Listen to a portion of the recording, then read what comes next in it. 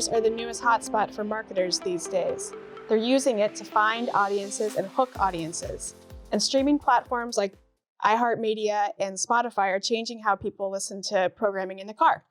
Marketers are making huge changes in how they buy and sell ads as a result of these changes, with advertisers investing more in programmatic technology and publishers betting big on acquisitions to fill this space. To talk us through all of these changes and more, I'm joined today by Melanie Elliott, Global Head of Strategy for Ford at Mindshare, and John Vermeer, Executive Vice President of Digital Distribution and Platform Partnerships at iHeartMedia.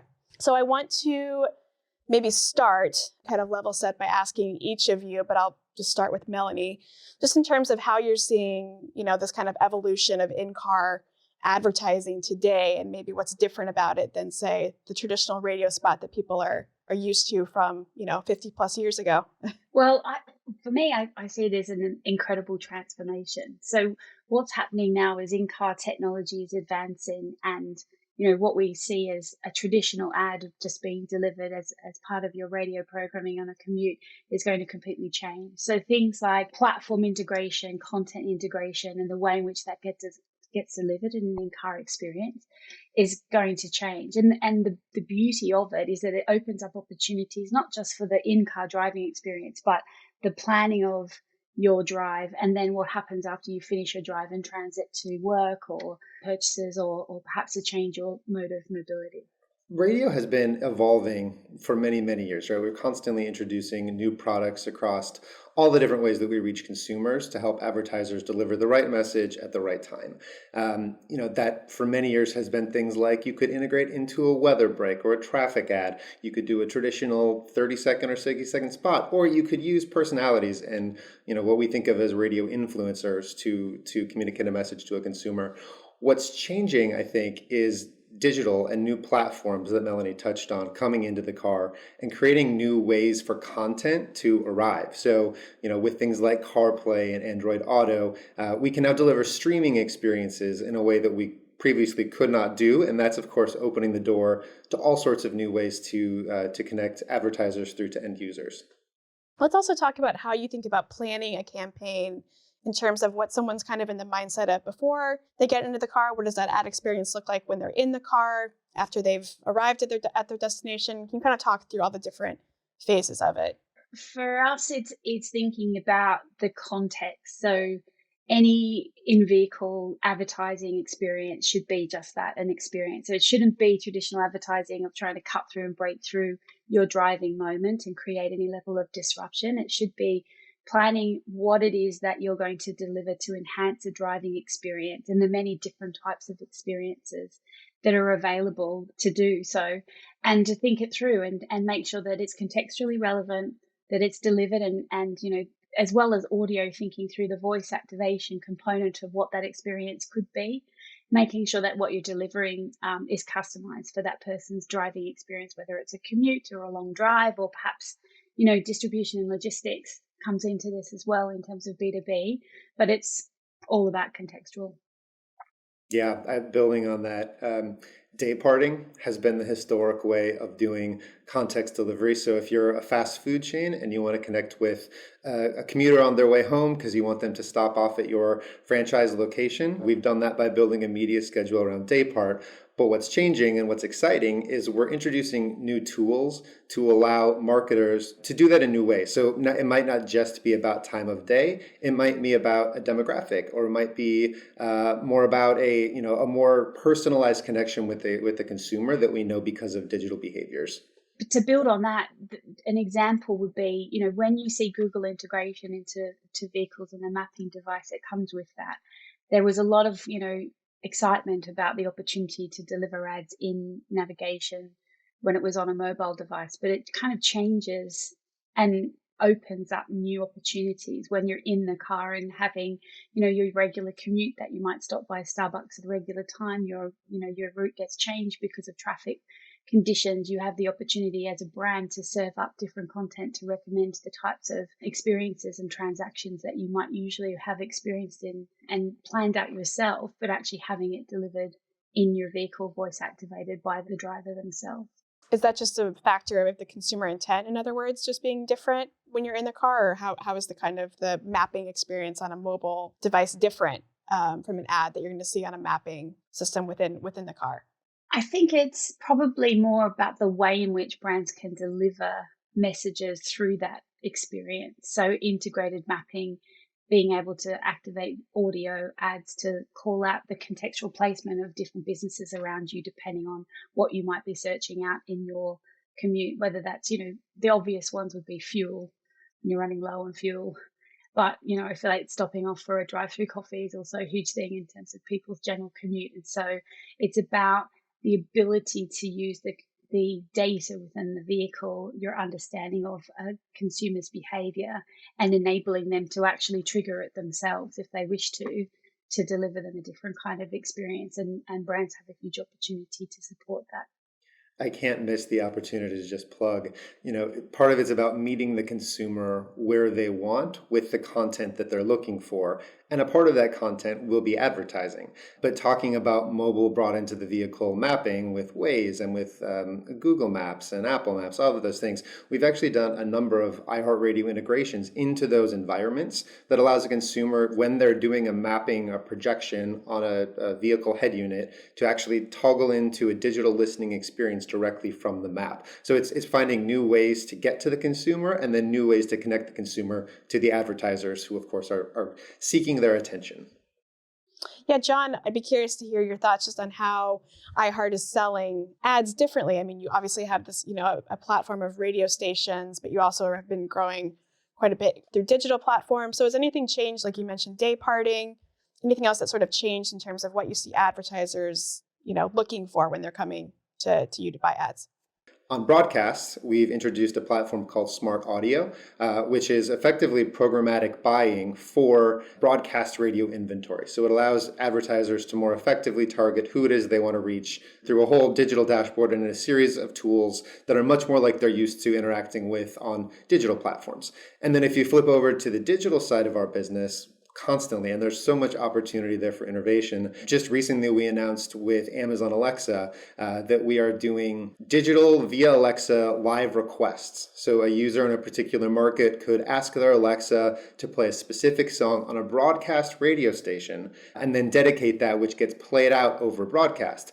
Well, you can imagine there will be lots of opportunities there for advertisers to sponsor that sort of a product. And so we're delving headfirst into those conversations literally right now. So exciting times ahead. That's interesting. The other thing I wanted to talk about is we kind of spoke about this in leading up to this panel, is that people are spending so much more time in cars right now. They're buying cars maybe more than they would have expected, at least during the past year due to the pandemic. How has that changed how you think about your ad budget? It's definitely a trend that we're seeing, the beginnings of a trend that we're seeing as people are coming back out of lockdown in different parts of the world. People are thinking or rethinking the way in which they might want to take on their regular commute or regular trips, and having ownership of a car or accessibility to a car is becoming a big part of that. I'm not sure if that's dramatically changing the ad spend right now, but I think as you see connected vehicle experiences come into play and 5G networks start to really get penetration across, different markets, you'll start to see the opportunity and what is available in terms of inventory and different types of platform integration, similar to what John has talked about. All of the applications that you would currently have in your phone, they're all going to have to create customized application versions that are voice activated and enable a different experience in a vehicle. And so I guess the exciting thing for where the advertising spend could go is if platforms are able to deliver more innovative solutions for brands to appear in those spaces in, as I mentioned before, in contextually relevant ways. There's a great deal of growth that could be delivered for brands as they start thinking through where their advertising spend should be going. Melody, maybe we could have a follow-up conversation about the Alexa in-vehicle song dedications and having a partnership with Ford around that. I love that idea. No, and I would follow on that and say, it's been a really, I think, challenging year and a half in a lot of regards for business. However, there have also been, innovation opportunities and things that have been forced as a result. What we've seen with our business is actually just a constant migration of listening between different platforms and different listening occasions. You talked a little bit about how, there are more people riding in cars at the moment than perhaps there ever were due to just levels of comfort, which is great for us. But during the 3 or 4 months when the majority of the country and the world were really completely in their living rooms, we saw lots of migration towards digital listenership on OTT platforms and voice assistants. And all of that is a signal, I think, that the consumer is craving connection and companionship. And that's what radio personalities are able to do. And of course, bring the advertisers through to make that connection. Let's switch gears a little bit and talk about programmatic, because there has been a lot of movement in that space in terms of advertisers investing more in programmatic audio. John, just to help us kind of understand here, how significantly is programmatic to iHeart's revenue at the moment, and how do you see that growing? Yeah, I'm not going to get into specific revenue numbers, but I will say earlier this year, we acquired Triton Digital, which among many things that it is, one of them is a programmatic ad serving tech stack. So that, of course, will be important to our business going forward. There's also, I think, a recognition and a huge groundswell happening around different forms of audio. We've been talking for a number of years about the audio renaissance or the audio revolution, and it's nice to see, I think, the rest of the tech community and sort of the market sort of also starting to acknowledge and recognize that reality, is that, people are looking for ways to do, like, they've run out of time with their eyeballs. So ears become sort of the new way that we can reach people. And so, programmatic is one way to do it. Podcasting, host-read ads and connections to personalities that way is certainly a big way to do it.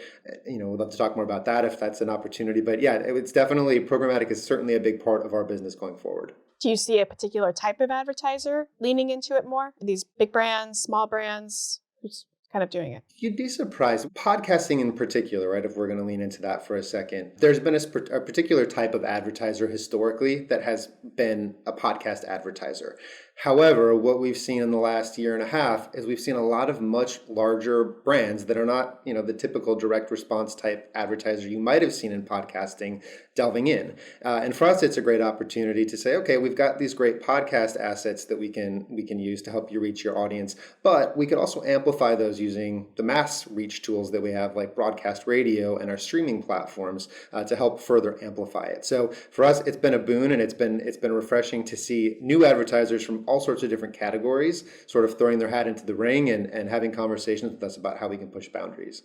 I'd build on that with some of the bigger brands, because podcasting has been perhaps a bit less mainstream until maybe the last year or so, year and a half.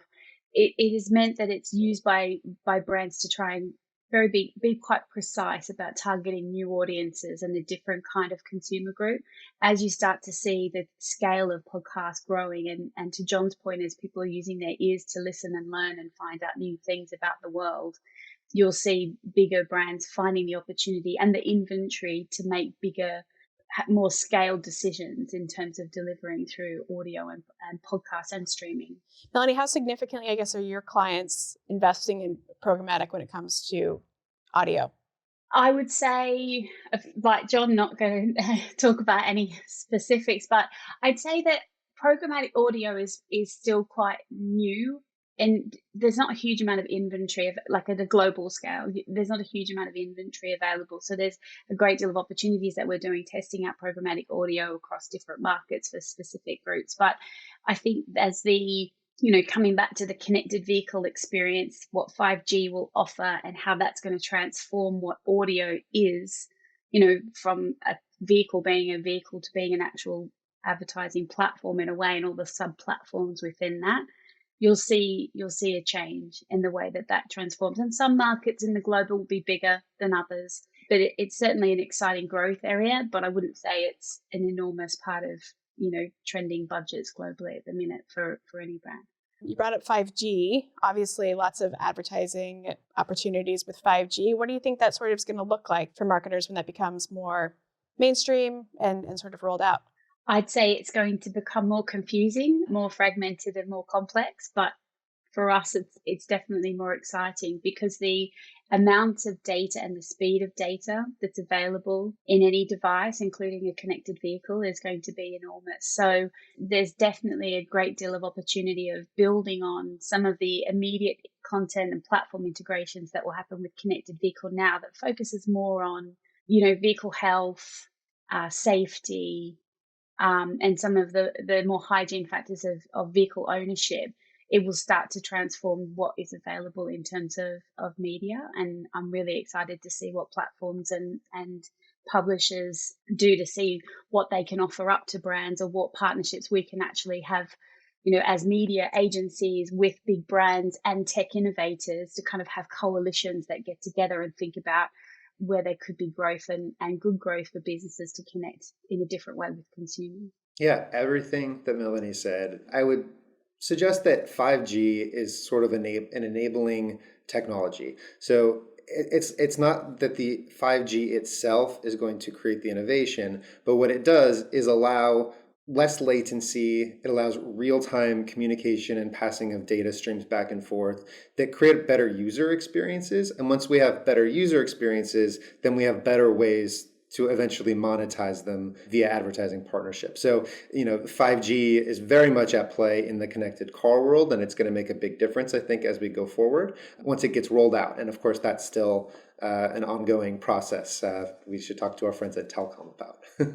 You also kind of earlier mentioned Google, which I would love to talk about, is in the process of making a big push into cars with its own audio platform within the cars. What's kind of the big implication there for marketers that they should know about?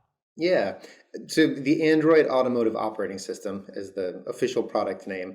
Basically, it's Android, but fully embedded in the head unit of the vehicle. So you no longer need to have a smartphone with you in order to power the connectivity and to power all of the apps that are running within the car.